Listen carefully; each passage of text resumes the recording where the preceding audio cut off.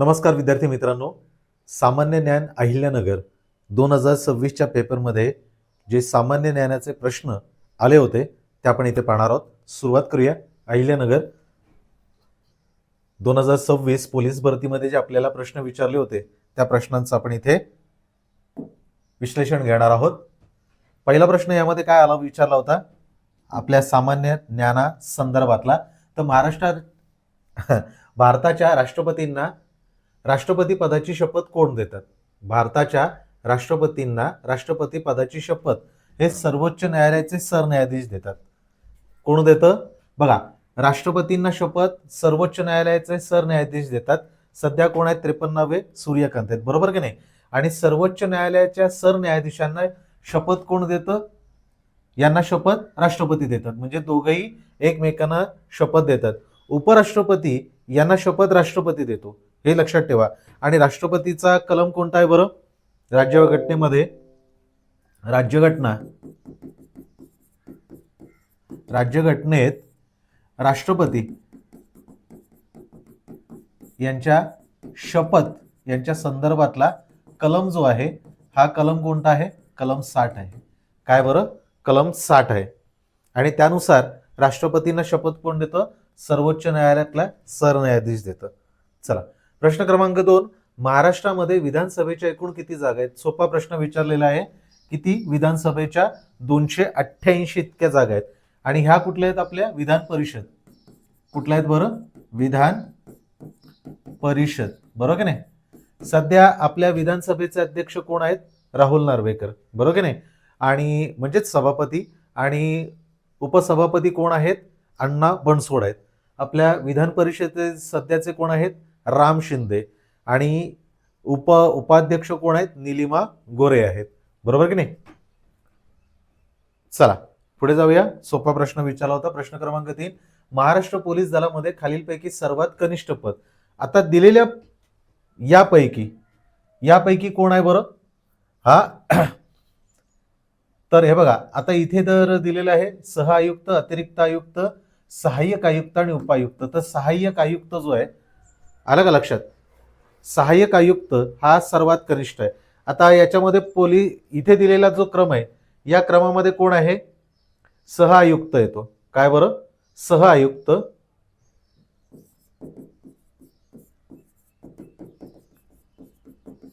ठीक आहे. त्याच्यानंतर काय येतं? अतिरिक्त आयुक्त.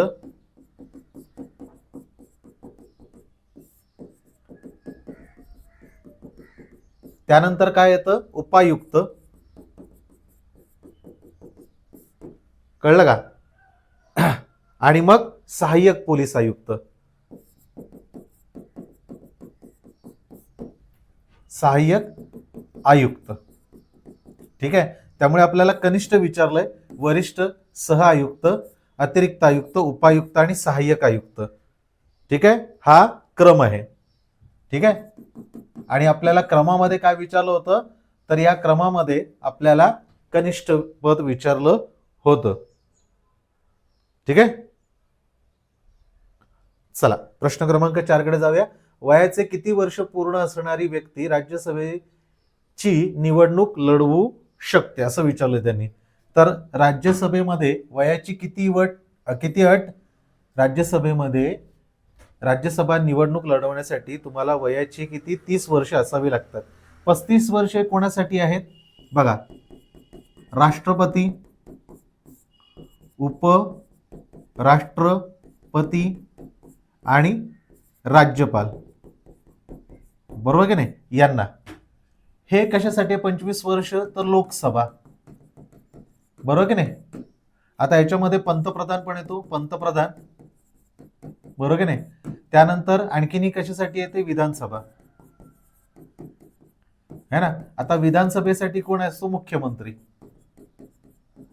तर मुख्यमंत्रींचं सुद्धा किती? 25 वर्ष. हे कशासाठी आहे? स्थानिक स्वराज्य संस्था. स्थानिक स्वराज्य संस्था या संस्थेसाठी काय बरं? 21 वर्ष असावी लागतात, बरोबर की नाही? आपल्या प्रश्नाचं उत्तर पर्याय क्रमांक 3, 30 वर्ष.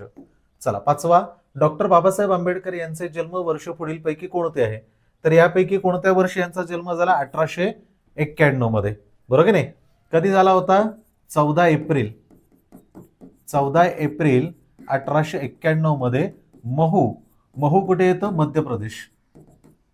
मध्य प्रदेश इथे त्यांचा जन्म. आणि त्यांचं महापरिनिर्वाण कधी झालं? महापरिनिर्वाण झालं 6 डिसेंबर 1956. आलं का लक्षात? हे दिल्ली इथे त्यांचं काय झालं? महापरिनिर्वाण झालं. त्यानंतर त्यांना मुंबईत आणलं गेलं आणि मुंबई इथे त्यांना अंत्यविधी झाला. तिथे काय आहे? चैत्यभूमी, बरोबर आहे. त्यांनी दीक्षा घेतली 1956 मध्ये नागपूरमध्ये. चला, 6वा प्रश्न. हॉर्मुज आहे. हॉर्मुज खाडी ही खालीलपैकी कोणत्या देशाच्या सीमेला लागून नाही? आता बघा, ओमानला लागून आहे, इराणला लागून आहे, युनायटेड अरबला आहे, येमेनला लागून नाही. पर्याय क्रमांक 3 उत्तर आहे. आलं का लक्षात? येमेन याला लागून काय आहे? हॉर्मुजची खाडी. याचा जो खाडी जी आहे ही येमेनला लागून नाहीये. ठीक आहे, त्यामुळे पर्याय क्रमांक 3. आता हॉर्मुजची सामुद्रधुनी काय करते? हॉर्मुज याची सामुद्रधुनी ही काय करते? तर इराणचे आखात. आलं का लक्षात? इराणचं जे आखात आहे ओमानच्या आखाताला जोडते. इराणच्या आखात याला ओमानच्या आखाताला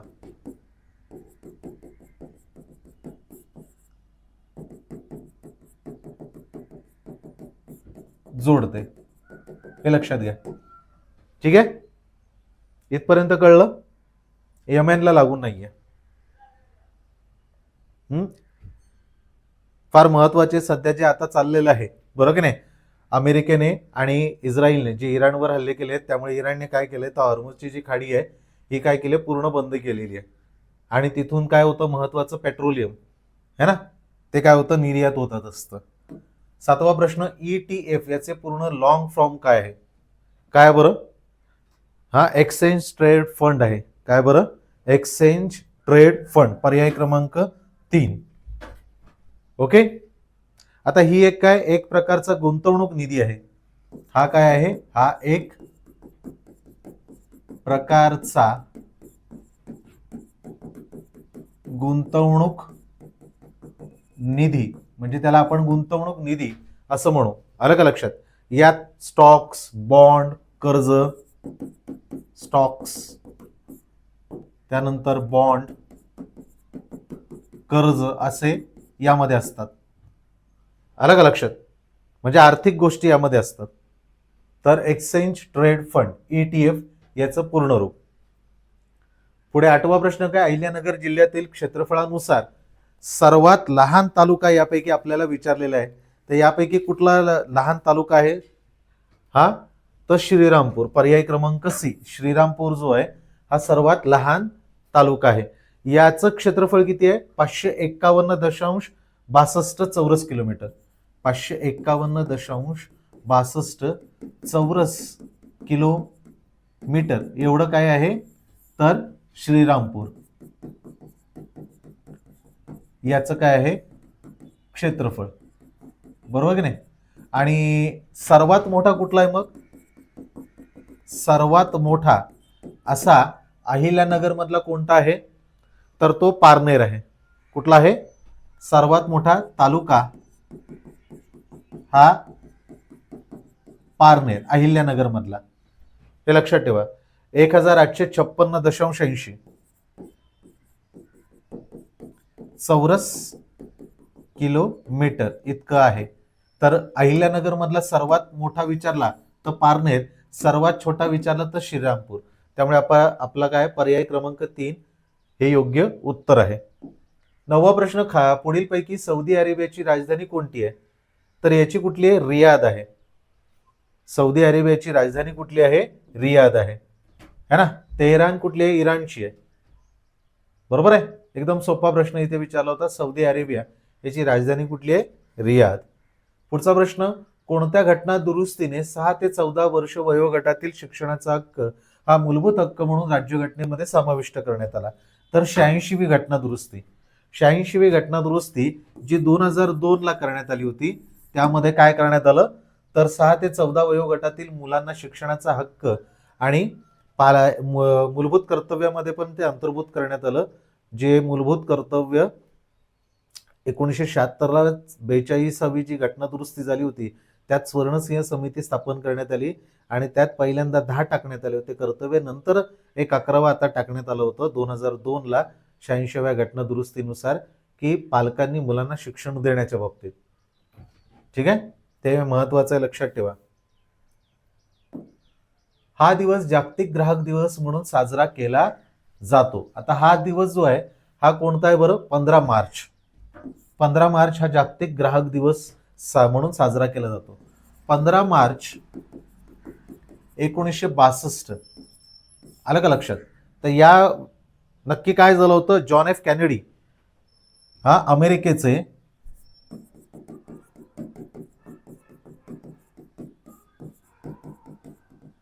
राष्ट्राध्यक्ष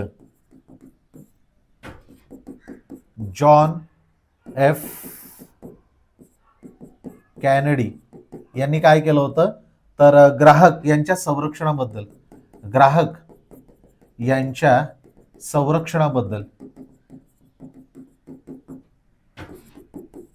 पहिल्यांदाच काय केलं होतं? संरक्षणाबद्दल प्रश्न उपस्थित केले होते.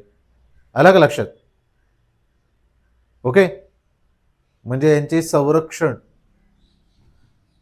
संरक्षणाबद्दल प्रश्न त्यांनी मांडला होता आणि म्हणूनच हा जो दिवस आहे पहिल्यांदाच मांडला गेल्यामुळे 15 मार्च हा दिवस काय केला जातो? साजरा केला जातो. हा कुठला आहे? मानवाधिकार दिवस ना, ह्युमन राईट्स डे, 10 डिसेंबर. 12वा प्रश्न, भारतीय शेअर बाजारावर नियंत्रण ठेवणाऱ्या सेबी या संस्थेचं पूर्ण रूप काय? Security and exchange board of India है ना. याचं मुख्यालय कुठे? मुंबई. आता सध्याचे कोण आहेत? त्याचे तुहिन कांता पांडे आहेत, बरोबर की नाही. आता याची स्थापना कधी झाली होती? 12 एप्रिल 1988. कधी आली होती? 12 एप्रिल 1988. यावेळेला काय झाली? स्थापना. ठीक आहे. आणि याचं कार्यकारी पहिल्यांदा ही झाली कार्यकारी मंडळ. काय बरं? कार्यकारी मंडळ म्हणून याची स्थापना झाली आणि याला वैधानिक दर्जा हा 1992 ला देण्यात आला, 1992 ला. आलं का लक्षात? म्हणजे हा सेबीचा कायदा जर तुम्हाला विचारला तर तो 1992चा आहे. हा ऍक्ट झाला, कायदा. ठीक आहे. तर security and exchange board of India, Madhabi Puri Buch या पहिल्या महिला झाल्या होत्या यामध्ये, लक्षात ठेवा. हा अध्यक्ष. 13वा प्रश्न, NAFIS याचे संपूर्ण रूप काय आहे? हा तर national automated fingerprint identification system. आता ही काय आहे तर एक प्रकारची गुन्हेगारांची ठसे घेण्याची आणि ती ठसे पूर्ण राष्ट्रीय तत्वावर आणण्याची आहे. आलं का लक्षात? त्याला 10 आकडी नंबर मिळतो. जो गुन्हेगार असतो त्याचे सगळे हाताचे ठसे घेतले जातात. हाताचे ठसे घेतल्यानंतर त्या ठस्यांचं डेटाबेस तयार केला जातो आणि तो संपूर्ण राष्ट्रीय अखिल भारतीय म्हणा तुम्ही, अखिल भारतीय हा डेटाबेस केला जातो आणि कुठेही गुन्हेगारी झाला तर ते डेटाबेस त्या 10 नंबर आकड्यांवरनं ओळखता येतं त्या व्यक्तीला, तो गुन्हेगार त्यांनी गुन्हा केलाय की नाही केलाय किंवा त्याचे फिंगरप्रिंट्स हे आहेत किंवा नाही आहेत. तर national automated fingerprint identification system हे लक्षात ठेवा. आलं का लक्षात? गुन्हे आणि गुन्हेगारांच्या संबंधित बोटांच्या ठस्यांच्या बाबतीत आहे हे लक्षात ठेवा. डेटाबेस. ओके. राष्ट्रीय गुन्हे नोंदणी ब्युरो,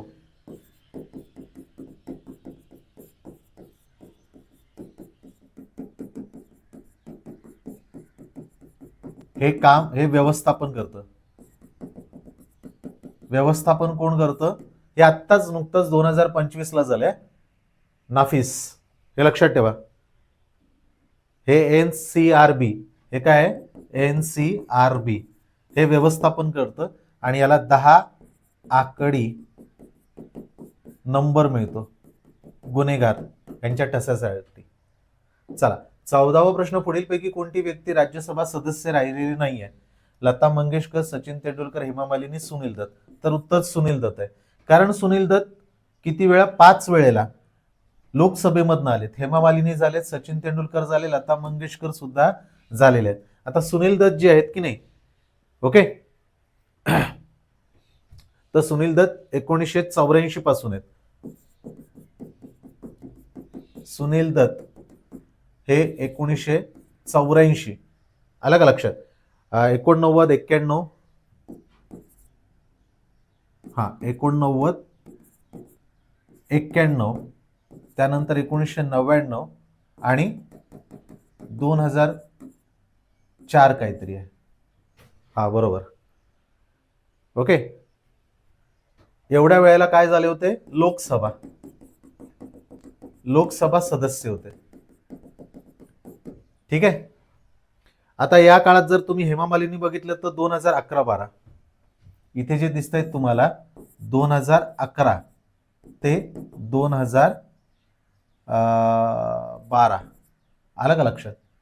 ह्या 1999 ते 2004 असं काहीतरी होत्या लता मंगेशकर. सुनील दत्तचं तुम्हाला सांगितलेलंच आहे, 1999 ते 2005 या काळामध्ये लता मंगेशकर होत्या. आणि मला वाटतं सचिन तेंडुलकर 2012 ते 18 आहे. काय बरं? सचिन तेंडुलकर 2012 ते 2018 या काळामध्ये लोकसभेचे काय होते? या काळात राज्यसभेवर होते. त्यामुळे आपलं उत्तर काय? पर्याय क्रमांक 4. 15वा प्रश्न, चॅट जीपीटी कृत्रिम बुद्धिमत्तेवर आधारित तंत्रज्ञान कशाचं लघुरूप आहे? तर चॅट जनरेटिव्ह प्रिटेंट ट्रान्सफॉर्मर, ह्याचं लघुरूप हे चॅट जीपीटी त्याला म्हणतात. चॅट जनरेटिव्ह प्रिटेंट ट्रान्सफॉर्मर, हे लक्षात ठेवा. ठीक आहे. पुढचा प्रश्न, 16वा 1 जुलै 2024 पासून लागू असलेल्या 3 नवीन फौजदारी कायद्यात कोणत्या कायद्याचा समावेश नाही? बघा, न्याय संहिता आहे, आलं का लक्षात? भारतीय नागरिक सुरक्षा संहिता आहे आणि भारतीय साक्ष अधिनियम आहे. भारतीय दंड संहिता जी आहे ना, भारतीय दंड संहिता, याचेच रूप कोणतं बरं? तर भारतीय न्याय संहिता, आलं का लक्षात? याचंच रूप आहे. हे कधीच आहे? भारतीय दंड संहिता 1860, बरोबर की नाही? आणि आता ह्याचं काय झालेलं आहे? भारतीय न्याय संहिता कलम ह्याच्यात किती आहेत? कलम 358 आहेत. कलमे किती आहेत? 358 आहेत यामध्ये. कळलं? चला पुढे 17वा प्रश्न, महाराष्ट्र राज्य पोलीस दलाचे नियतकालिक कोणतं आहे? तर साधा सोपा, सगळ्यांनाच माहिती आहे, दक्षता. हे भारतीय पोलीस दलाचं काय आहे? नियतकालिक आहे, बरोबर की नाही? 19वा प्रश्न, नुकताच भारतात पार पडलेल्या T20 वर्ल्ड कप 2026 याची कितवी आवृत्ती होती? तरी 10वी आवृत्ती, बरोबर की नाही? जी भारतात आणि श्रीलंकेमध्ये आयोजित करण्यात आली होती. याचा सदिच्छा दूत म्हणजे ब्रँड अँबॅसेडर कोण होता? रोहित शर्मा होता, बरोबर की नाही? आणि महत्वाचं काय बरं? तर याचा विजेता संघ हा भारतच आहे. भारत पहिल्यांदाच असा संघ बनलेला आहे T20 वर्ल्ड कप मध्ये की ज्याने 3 वेळेला जिंकले, 2007, 2024, 2026, बरोबर की नाही? पहिला आणि आता 10वी, बरोबर, पहिली आवृत्ती, 9वी आवृत्ती आणि 10वी आवृत्ती भारताने जिंकलेली आहे, बरोबर की नाही? चला, याच्यामध्ये मालिकावीर कोण होता? तर संजू सॅमसन, हे लक्षात ठेवा.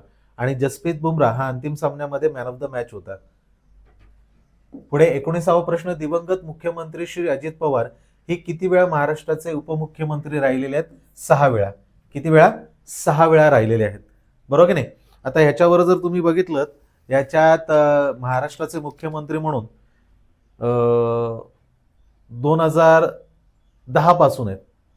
2010, 2012 आहेत मला वाटतं, त्यानंतर 12, सुरुवात यांची 2010 पासून झाली होती, 2012, त्याच्यानंतर 14 आहेत, 19, 2014, 2019, त्यानंतर पुन्हा 2019 आणि 2000 मला वाटतं आता 23. आलं का लक्षात? 1 2 3 4 5 6 किती वेळा? 6 वेळा. आणि महाराष्ट्राचे 8वे उपमुख्यमंत्री होते. आता सध्या काय झालेले आहेत? महाराष्ट्राचे पहिल्या महिला उपमुख्यमंत्री कोण झालेले आहेत? सुनेत्रा पवार, ज्या यांच्या पत्नी आहेत.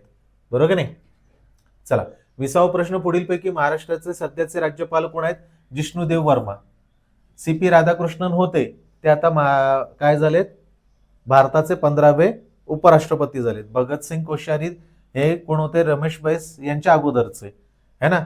ते पण होऊन गेलेत. विद्याराव. आता हे जिष्णुदेव कुठले आहेत? त्रिपुराचे आहेत. त्रिपुरा. आलं का लक्षात? आणि या आधी कोण होते? ते तेलंगणा या राज्याचे काय होते? राज्यपाल. तेलंगणाचे राज्यपाल मला वाटतं 2024, है ना, ते 2026 पर्यंत होते. 2024 ते 2026 पर्यंत ते या तेलंगणा राज्याचे राज्यपाल होते, है ना.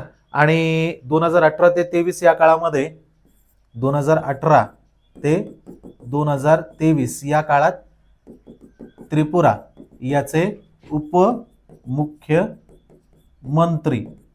असे होते. अतिरिक्त भार कोणाला दिला होता? आचार्य देवव्रत यांना दिला होता. चला, 21वा प्रश्न. पद्मश्री पुरस्कार प्राप्त श्री रघुवीर खेडकर हे पुढीलपैकी कोणत्या तालुक्याचे? संगमनेर. आणि अहिल्यानगर, जिल्हा अहिल्यानगर, तालुका संगमनेर. आलं का लक्षात? महाराष्ट्राचे प्रसिद्ध सोंगाड्या म्हणून प्रसिद्ध आहेत. आणि तमाशासाठी यांना महाराष्ट्राची लोककला तमाशा यासाठी त्यांनी जे काही काम केलेलं आहे एवढी वर्ष तमाशासाठी, तर त्यासाठी रघुवीर खेडकर यांना या वर्षी 2026 ला पद्मश्री पुरस्कार जाहीर झाला. हिंदू सम्राट बाळासाहेब ठाकरे महाराष्ट्र समृद्धी महामार्ग खालीलपैकी कोणत्या जिल्ह्यातून जात नाही? नाशिकमधून जातो, बुलढाण्यामधून जातो, वर्ध्यामधून जातो, जळगावमधून जात नाही. त्यामुळे आपल्या प्रश्नाचं उत्तर काय? जळगाव. आलं का लक्षात? समृद्धी महामार्गाचा एकूण किती आहे? 701 किलोमीटरचं. 10 जिल्ह्यातून जातो, पैकी जळगाव मधून जात नाही आपल्याला दिलेल्या पर्यायापैकी. आणि काय बरं? MSRDC यांनी हा तयार केलेला महामार्ग आहे, हे लक्षात ठेवा. चला, तर असे आपले आजचे म्हणजेच अहिल्यानगर या जिल्ह्याचे पोलीस भरतीचे प्रश्न होते. आपण पुढच्या पेपरमध्ये विश्लेषणामध्ये आपण पुन्हा भेटू. जय हिंद.